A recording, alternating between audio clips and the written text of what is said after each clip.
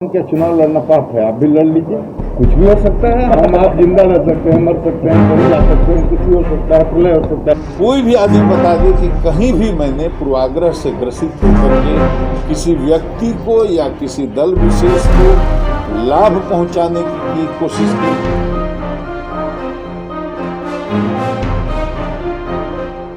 महीने से 2 महीने से मेरा जीना मुश्किल था।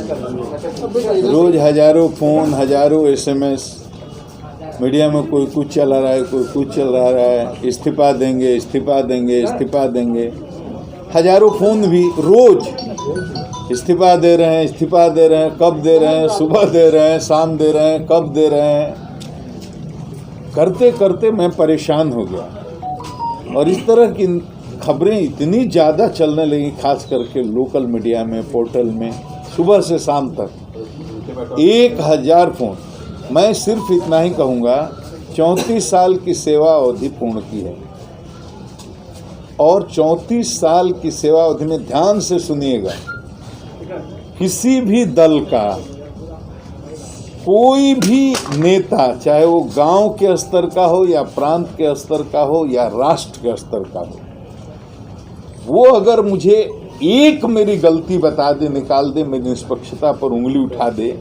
जितने बिहार 34 साल में चुनाव हुए मैंने कराया है और 34 साल में अधिकांश समय मैं फील्ड में रहा हूँ। कोई भी आदमी बता दे कि कहीं भी मैंने पूर्वाग्रह से ग्रसित होकर के किसी व्यक्ति को या किसी दल विशेष को लाभ पहुँचाने की कोशिश की या नुकसान पहुंचाने की कोशिश की। आज तक किसी भी दल के, किसी भी स्तर के, किसी भी नेता ने मेरी निष्पक्षता पर उंगली नहीं उठाई है। मैंने कुछ नहीं किया।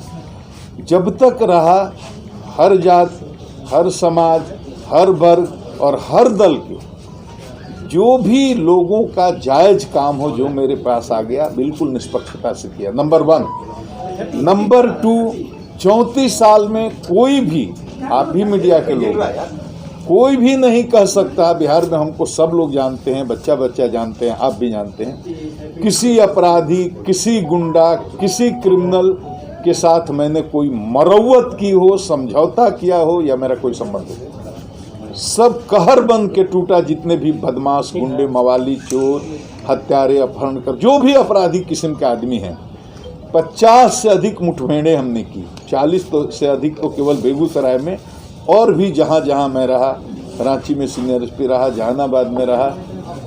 कहीं कोई नहीं कह सकता है कि कोई जात देख करके, दल देख करके या धर्म देख करके या किसी तरह के पूर्वाग्रह से प्रेरित होकर के एक निर्दोष आदमी को अपनी जानकारी में मैंने जेल भेजा या कोई इस तरह का काम हुआ।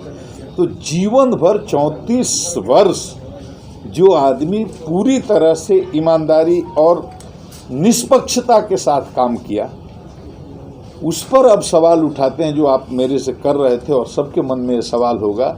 और मीडिया पर बहुत लोग, तरह तरह के लोग ट्रोल कर रहे हैं या करेंगे, कर भी रहे हैं। उनको मेरा एक ही जवाब है कि जब तक मैं डीजीपी था, मैंने डीजीपी का काम किया।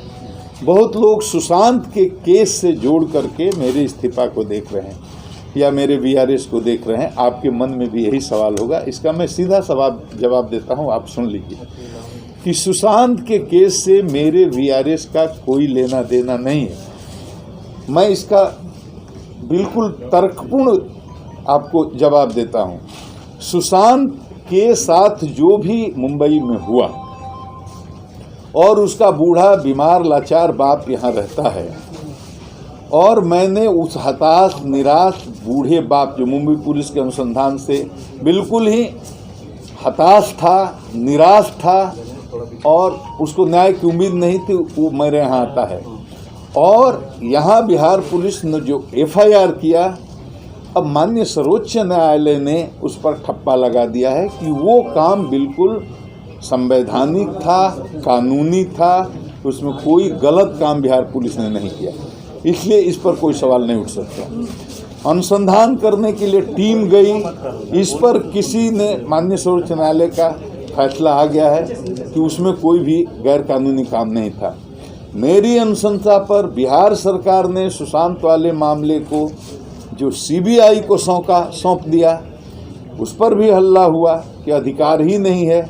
माननीय सर्वोच्च न्यायालय ने अपने वर्डिक्ट में ये भी इस्टेब्लिश कर दिया कि जो भी बिहार सरकार ने ये काम किया सर्वोच्च सीबीआई को केस सौंपने का, उसमें कुछ भी गैर कानूनी नहीं था। क्या चुनाव लड़ना पाप है? आप भी लड़ लीजिए, कुछ भी हो सकता है। हम आप जिंदा रह सकते हैं, मर सकते हैं, कहीं जा सकते हैं, कुछ भी हो सकता है, प्रलय हो सकता है। कोई भी आदमी बता दे कि कहीं भी मैंने पूर्वाग्रह से ग्रसित होकर के किसी व्यक्ति को या किसी दल विशेष को लाभ पहुंचाने की कोशिश की।